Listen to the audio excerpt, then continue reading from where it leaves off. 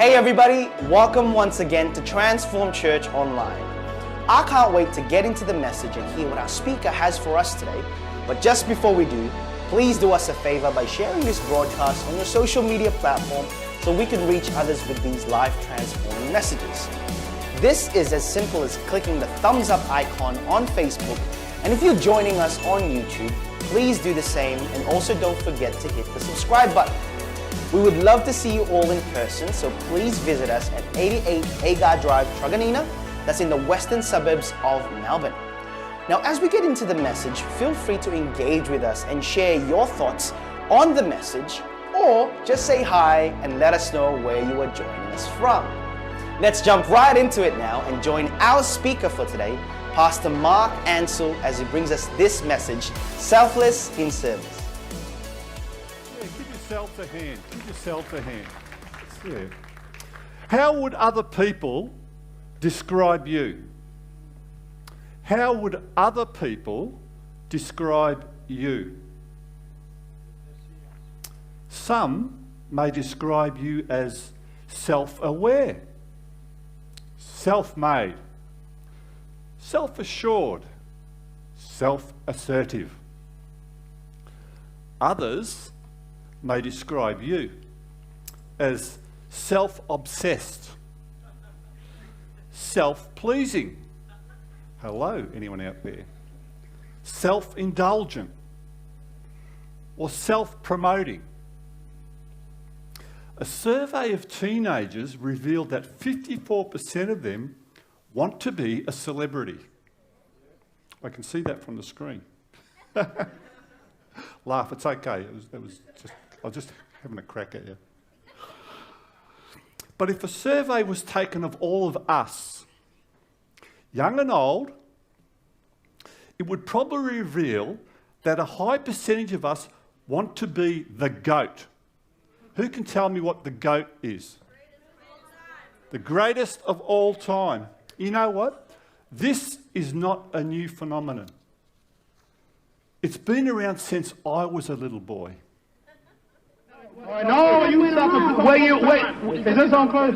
You tell. Is it live? Right now. Everybody stop talking now. Attention. I told you, all of my critics, I told you all that I was the greatest of all time. Want to be Sunday listen? I told you today, I'm still the greatest of all time. Never again defeat me. Never again say that I'm going to be defeated. Never again make me the underdog until I'm about 50 years old. Right. Then you might get me.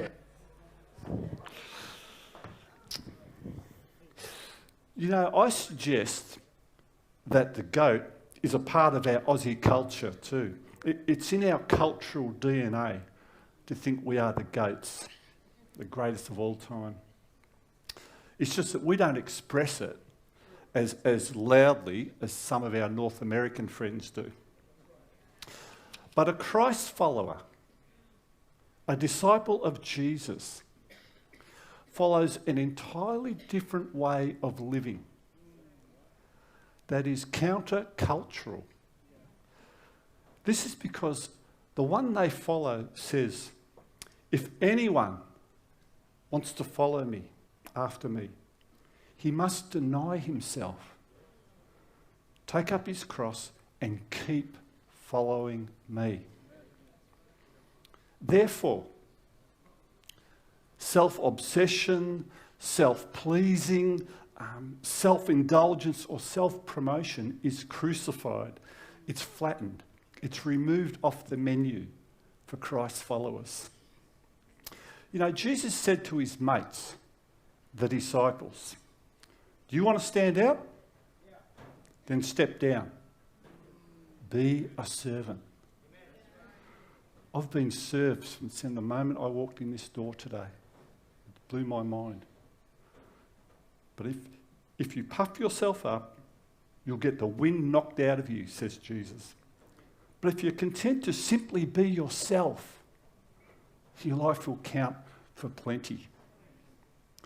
Therefore, serving others reflects who we are, not just what we do. Let me say that again. Serving others reflects who we are, not just what we do. Again, how would other people describe you, really? The Apostle Luke describes an amazing woman called Tabitha as a believer who was always doing kind things for others, especially the poor, records Luke. Tabitha wasn't into self-promotion. She closed down her Instagram page because she was focused on being selfless. How do we become a selfless servant? I'm glad you asked. Thank you. Here's an example from the Bible that can inspire you as you choose to develop an attitude of becoming selfless. Think about it. It's a Thursday night, just before the Passover. There's a secret meeting going on in the upper room. Jesus, who knows what's about to happen to him, is sitting there with his disciples, and he knows what's going on. In this sacred window of time, when Jesus is about to go to his sacrificial death, what do his disciples do? They have an argument about which one of them is the goat. And if you don't believe me, let's look at what Luke records. Within minutes, they, his mates, were bickering over who of them would end up the greatest.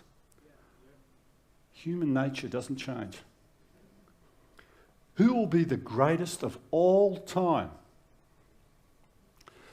You know, Jesus tiredly looks around the supper table and sees proud hearts and dusty and dirty feet. So what does he do? John records, so he got up from the supper table, set aside his robe, and put on an apron. Then he poured water into a basin and began to wash the feet of the disciples, drying them with his apron. This was a scandalous act because only a slave or a servant would do that job. Who is this Jesus? Who is this God who serves others? It does my head in. So, Christ's follower, how do you become great? How do you become great? You carry an apron wherever you go. Selfless instead of self-promotion. As Jesus reminded his disciples yet again, who would you rather be? The one who eats the dinner or the one who serves the dinner? You'd rather eat and be served, right? Says Jesus. But I've taken my place among you as the one who serves. So, Christ's follower, let me ask you again. How do you become great in the kingdom of God? You choose selfless serving. It's a choice. You choose to serve others in various ways. Within your family, your faith community, your friendship circles, your workplace, your school, your college or university, your sports and recreation clubs, and within your local retirement villages, hospitals, and local council projects and so on. That's where you serve. Because most of your time is in a Monday to Friday world. So that's where I imagine you would serve the most if you choose to. Recently, British politician Michael Gove stood up in British Parliament and stated a fact that many secular politicians are fully aware of. Gove simply pointed out that the reality of Christian mission in today's churches is a story of thousands of quiet kindnesses. In many of our most disadvantaged communities, he says, it is the churches that provide warmth, food, friendship, and support for the individuals who've fallen on the worst of times. And funny enough, not one politician shouted him down because they knew that what he was saying was spot on. Selfless serving can make an impact at all levels of the culture that you're in and the community around you. Christ follower, if you're in the room today, let me take you back to that simple but profound question. How would other people describe you, really? Here's some tips about building your spiritual muscles. Who wants to have their spiritual muscles built? You build your spiritual muscles through choosing to be selfless in serving others. I go back to it again. You choose it. It doesn't just fall on you. First tip. Here's the first tip. Ready? Okay. Forget this self-promotion obsession. That's the first tip from an older bloke. Be countercultural. Let God be your promoter, not Hollywood and social media and all your peer pressure groups around you. Look at what the Apostle Peter said when he reminded the early Christ followers to be content with who you are. That's a timeless principle. And don't put on airs, Mark. God's strong hand is on you. Mark, he'll promote you at the right time. Live carefree before God. He's most careful with you, Mark, and you. Be a selfless servant. Have a selfless attitude. And God will take care of all your promotions throughout all of your life. I guarantee that. I promise you that because that's a biblical promise. Second tip. Did the first tip sting you? It didn't. Okay, I'll go stronger then. Second tip. Sometimes you'll be treated like a servant. Shock, horror. Sometimes, the second tip is, you will be treated like a servant. Who's ever had that happen to them? You're all very quiet in here today. I hope I'm not offending you. I'm trying to encourage you. But you're so well-mannered. At Gateway, they'd be shouting things at me, going, yeah, whatever, Mark, yeah, whatever. No, they're a good mob.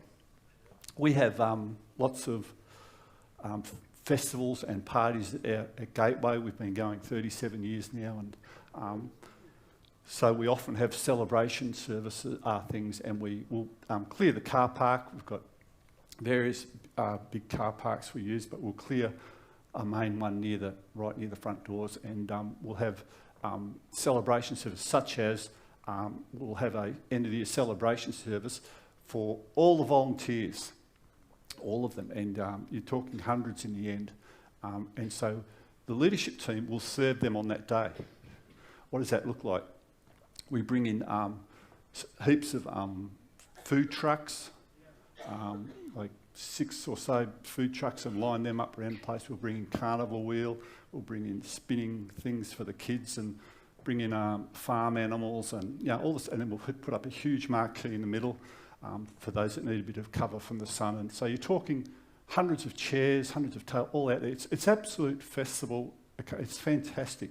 So we'll do that each year for various things along the way. So it's quite a big thing we do. And so we get the opportunity to serve in new ways. And every time they ask me, and they say, hey, Mark, can you join the roster for the barbecue team, for the sausages, for the snags? What do you call them? Snags, yeah, snags. So can you help the team cook the snags? And I'll say, oh, no worries, glad to do that, because I love it. But what I don't tell them is, I've been married for 44 years. People have done less time for murder, but we won't go there. But and in that time, Sally, my wife, her older brothers never let me do the barbecue because they're a really close family, so there's lots of barbecues. Over the decades, not once have they let me do the barbecues. I can't work out why, because I think I'm great at it. But her older brothers go, no, Mark, just go and butter the buns. But at Gateway, they don't know that. So they say, Mark, can you come on again and do the snags? And they forget what I did last year and the year before and the year before. This is what I do. My idea of a good barbecue, I'm going to tell you this, you think I'm joking, but if you ask the team, they know I'm serious. My idea of a great barbecue is it's all happening. You've got half a dozen of the team just getting the sauce and the onions and the bun's ready. It's just a festival. So, and we're competing against all the food trucks on the other side that are trying to make money, and we go, no, we'll take them on. So anyway, so my idea of a great barbecue is this. When I do the snags, they're ready, just about ready, when they're black.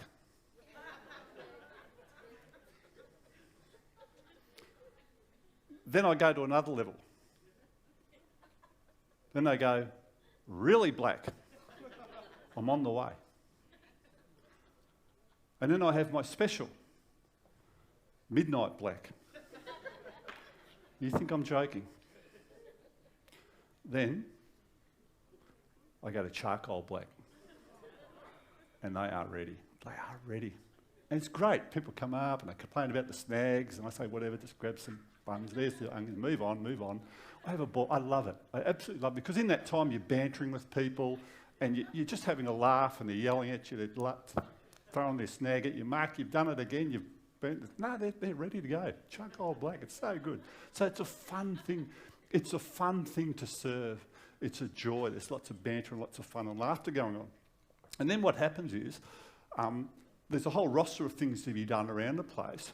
And so every 30 minutes, the operations manager on that day will come and say, hey, can you move to the next role? And so the teams are moving around and we're covering, because you're talking hundreds of people and their kids and the animals, and you know, everything's happening. It's crazy. So they go, oh, Mark, can you just now, this couple of minutes, we've got Freddie coming over, can you go over and just go around the whole place and empty the dozen huge big bins around the place? I said, no worries. Glad to do that. Done it 100 times. So go off and go around. And you can imagine the bins. Everyone's having a great time. You're talking all the stuff from the food trucks, the containers and the coffee cups and plastic bottles and Coke bottles. So they need constant refilling, getting rid of, putting new bags in them.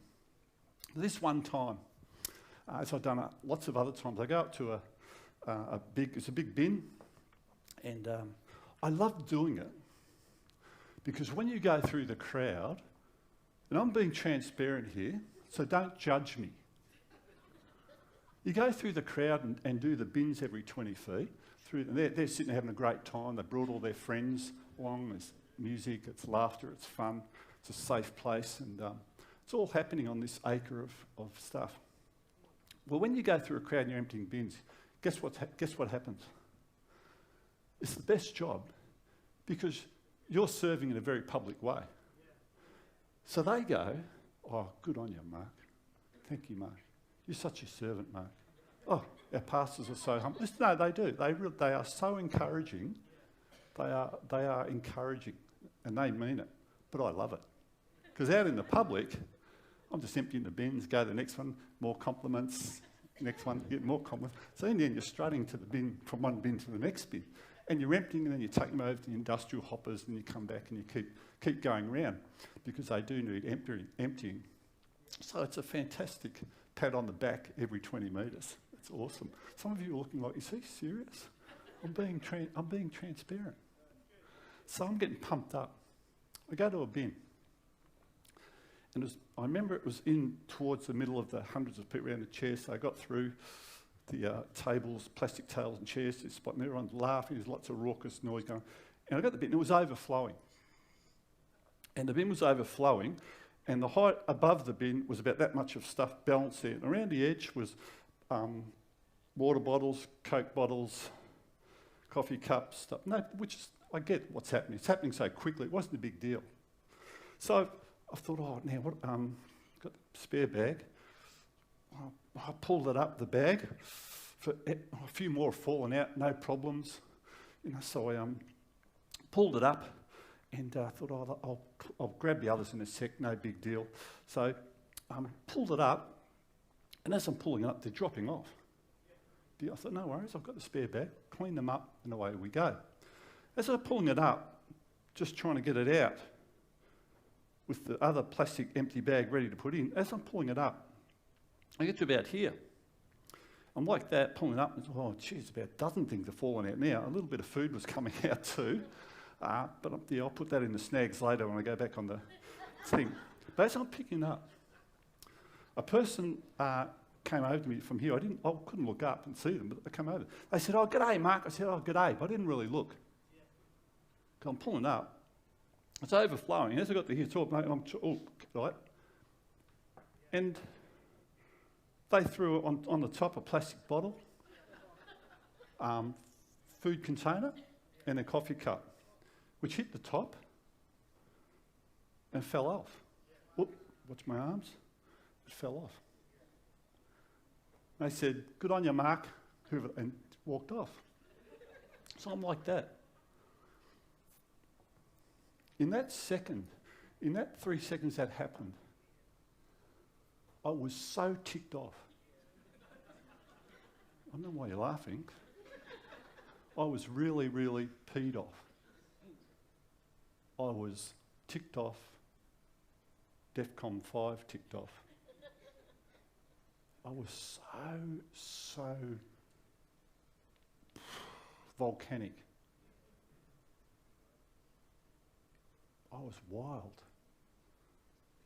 I was out of control. People, I thought, oh, there's Mark doing his job. Inside, I was a volcano. Why? I had the empty plastic bag there. To bend down and scoop them up and put them in, it's a 3-second job. It's not an issue. Why did I go to a volcano in 3 seconds for me? Because I was treated like I was a servant. How dare they? I'm a pastor. I'm doing the right thing. I've served for 37 years. One of the senior guys, the big honchos, one of the big kahunas. And you just treat me like I'm a servant. How dare you?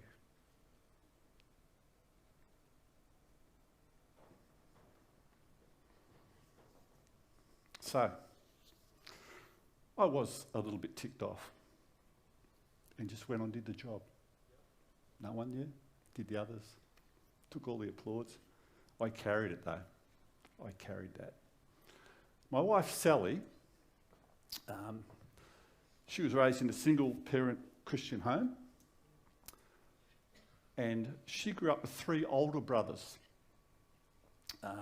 all Christian guys, great blokes and so on, and they're good mates. So she grew up, think about it, with 3 older brothers. So she's seen it all with blokes.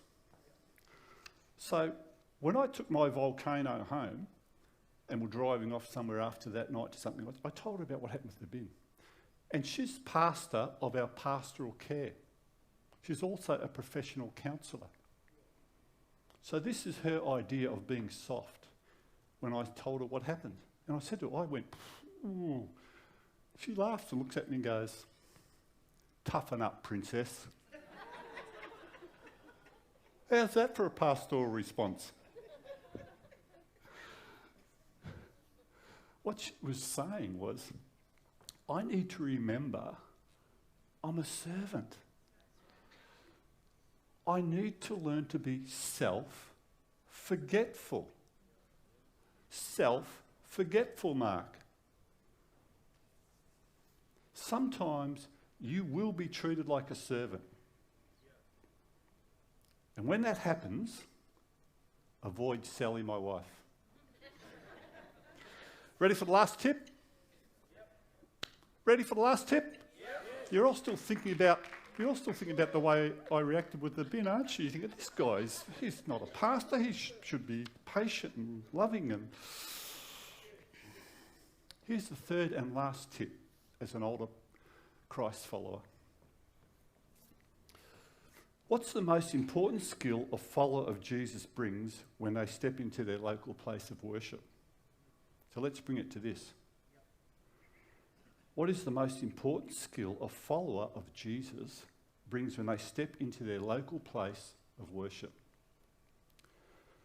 They must bring soft eyes. Soft eyes is the ability to look deeper than what you first see. Soft eyes is you must bring the ability to look deeper than what you first see in your local place of worship. If a Christ follower brings a consumer, self-focused, hard eyes approach or mindset when he or she walks into their local place of worship, they can easily miss the little gold nuggets that are placed all around them, that I noticed from when I opened that door this morning. They must bring an ability to look deeper than what they first see. Christ follower.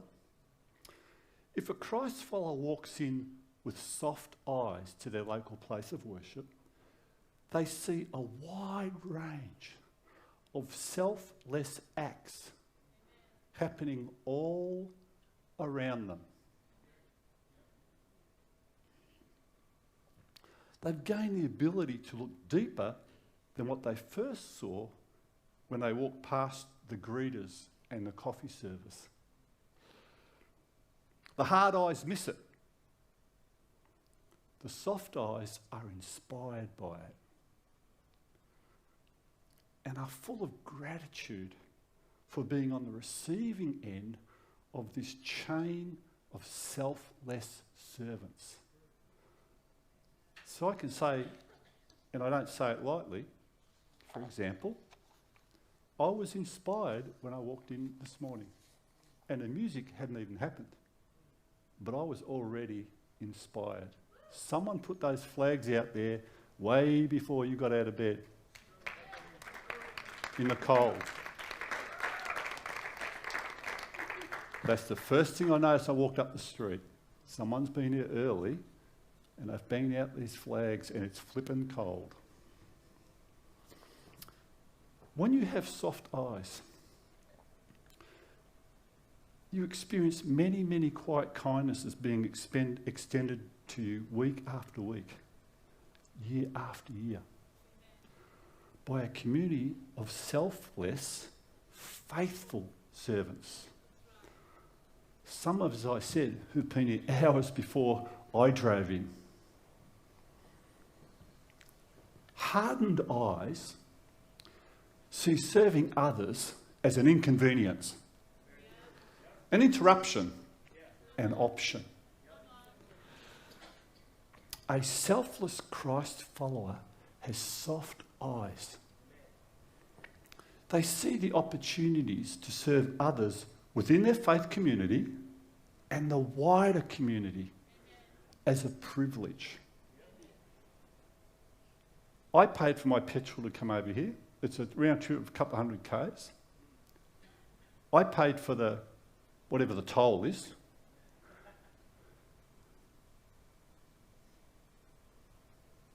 Why?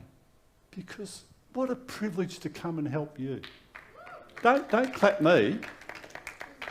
Clap the concept that we're learning. For me, it's a privilege to come here and just serve and help you. But the rest of the world says, oh no, there's got to be something in it for you, Mark. There's got to be payback for you, Mark. No, it's a privilege. God will take care of your self-promotion.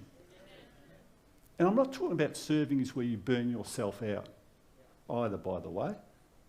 because you're a younger group, it's not about working harder, longer. It's just an attitude thing. If you can serve half an hour a week and your attitude's great, I'll take that every time. Do not get sucked into, if I put 10 hours in a week, I'm faithful and I'm selfless. No. You, because of your job and your family and your commitments, you may only be able to give half an hour a week. So stop feeling bad about that and just do that well.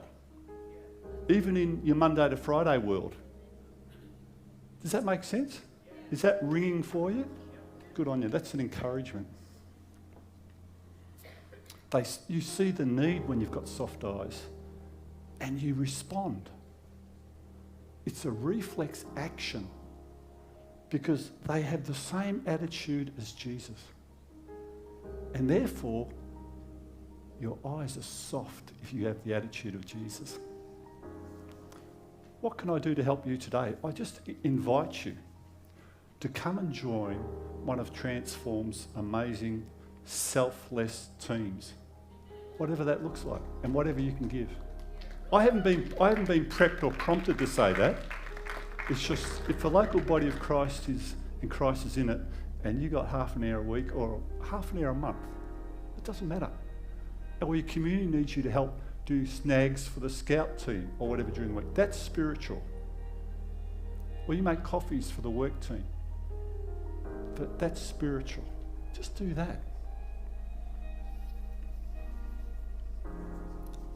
You know, we get the opportunity as Christ followers to provide dozens of quiet kindnesses throughout the week in the wider community. And here's what Jesus has given you the best tip in closing. Here's the best tip straight from Jesus. Do you want to stand out? Then step down. Be a servant, Jesus says. May you look deeper than what you first see. And then choose to extend quiet kindnesses throughout the rest of your week. Thank you for having me. Thank you so much for joining us today here at Transform Church. We hope that you were encouraged by the message, and we are so grateful that you spent this time with us. Now, if you've decided to follow Jesus or just have some questions, please get in touch with us using the email address shown below. We would love to guide you as you take these important steps. If you would like to visit us in person, we would love to meet you. Just let us know when you will be joining us, and we will be right here with open arms to welcome you and show you around. We hope that you will consider supporting us, and we would greatly appreciate your financial support to help us continue bringing you these messages. Please type the link shown below into your web browser, and it will provide you with all of your giving options. It's been awesome having you with us, and we hope to see you all again soon. Don't forget to apply what you have learned today, and come back and let us know how this has helped you. Bye for now, and we hope to see you all next week. Have an amazing week, and see you all